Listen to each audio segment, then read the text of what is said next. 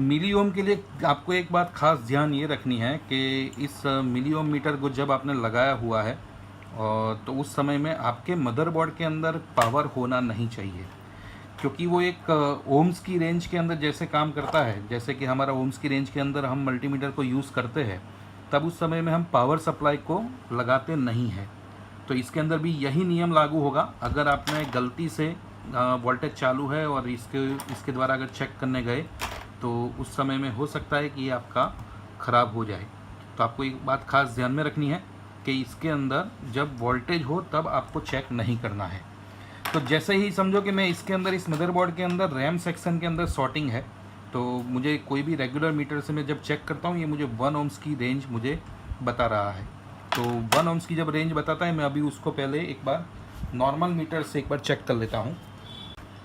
तो अभी इसके अंदर मैंने अभी अपने रेगुलर नॉर्मल प्रॉब रख दिए है और उस पर एक ओम्स की रेंज के अंदर रखा है।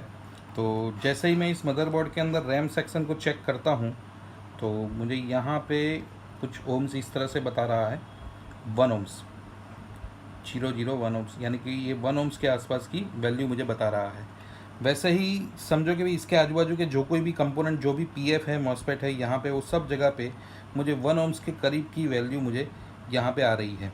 तो इस तरह से अगर हम लोग चेक करते हैं तो यहाँ पे भी हमें एक 1 ओम्स की रेंज बता रही है। तो यहाँ पे जहाँ जहाँ पे रैम की जो सर्किट है, रैम का जो सप्लाई जो जाता है, जैसे कि रैम सेक्शन में जाता है वैसे ही अपने सीपीयू के अंदर भी जाता है। लेकिन अगर मुझे चेक करना है तो मैं सबसे पहले ये करूँगा कि इस कॉइल को ओपन करूँगा और ओपन करके चेक करूँगा कि क्या आगे की लाइन शॉर्ट है या फिर यहाँ पे कुछ शॉर्टिंग है।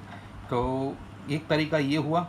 दूसरा तरीका ये हुआ कि मैं मिली ओम से अगर उसको चेक करता हूँ तो मुझे तुरंत समझ में आ जाएगा कि प्रॉब्लम यहीं पे है या फिर यहाँ पे है। तो एक मैं लगा देता हूँ मिली ओम्स। तो आप अभी मिली ओम्स मीटर को लगा दीजिए और इसको सेट कर लीजिए डीसी की रेंज में। और मैंने सेट करके रखा है 2 वोल्ट डीसी की रेंज। ये 2 वोल्ट की रेंज के अंदर मैंने इसको सेट कर लिया। तो यहाँ पे जो वैल्यू बताएगा अभी कौन सी बताएगा, तो यहाँ पे 2.777 ओम्स, इसका मतलब ये होता है, यानी कि 2.7 ओम्स होता है अभी जब प्रॉब दोनों ओपन है तब। तो इसके बीच में अभी जो भी आएगा वही उसकी वैल्यू बनेगी। तो इसको पहले मैं कैलिब्रेट कर लेता हूँ कि इन दोनों प्रॉबों का टोटल ओम्स कितना मिली ओम्स है। तो मैंने एक पैड के ऊपर रखा, तो इन प्रॉबों का मिली ओम्स है 0.082। तो यहाँ पे 82 जो है वो मिली ओम है इस प्रॉब का। अभी इसके बीच में जो भी आएगा उसकी वैल्यू बताएगा। तो मैं इस लाइन फिल्टर के ऊपर जब चेक करता हूँ रैम वाले में, तो यहाँ पे दिखाई दे रहा है 0.603 मिली ओम्स। तो जब नॉर्मल मीटर था तब इसको ये 1 ओम्स बता रहा था। तो अभी हम लोग मिली ओम्स में चाह रहे हैं। तो मैं जैसे जैसे मैं यहाँ पे सस्पेक्टेड टेस्ट करता हूँ, जैसे कि रैम की पूरी लाइन सप्लाई को मैं चेक करता हूँ, तो यहाँ पे ये लाइन सीपीयू की ओर भी जाती है। और इसके अंदर मैंने टेस्ट किया है कि सीपीयू वाली जो लाइन है वहाँ पे वैल्यू मिल रही है 596 मिली ओम्स। तो सस्पेक्टेड मेरा अभी यही बनेगा, यानी कि सीपीयू के अंदर जाने वाली लाइन ही शॉर्ट है। तो यहाँ पे मुझे शॉर्टिंग नहीं है, शॉर्टिंग है यहाँ पे। तो अगर मैं इस लाइन फिल्टर को अभी निकाल भी देता हूँ तो भी मुझे शॉर्टिंग बताएगा। रीज़न है क्योंकि इसका सीपीयू शॉर्ट है। तो इस तरह से सीपीयू आपका शॉर्ट है या फिर पर्टिकुलर सेक्शन शॉर्ट है तो हम ऐसे मिली ओम्स की रेंज से हम चेक कर सकते हैं।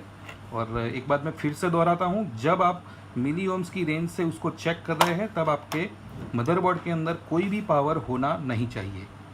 यहाँ पे आपको मदरबोर्ड के अंदर शुरुआत के अंदर वोल्टिंग सेक्शन जो होता है, उस वोल्टिंग सेक्शन के अंदर शुरुआत के अंदर इस तरह से आपको एक रजिस्टर दिखाई देगा।